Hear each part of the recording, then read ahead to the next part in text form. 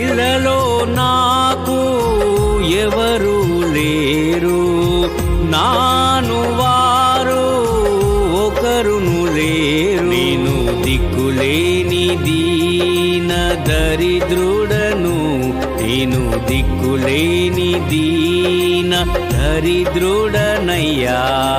పాపులందరిలో ప్రధానుడను, నేను పాపులందరిలో ప్రధానుడను.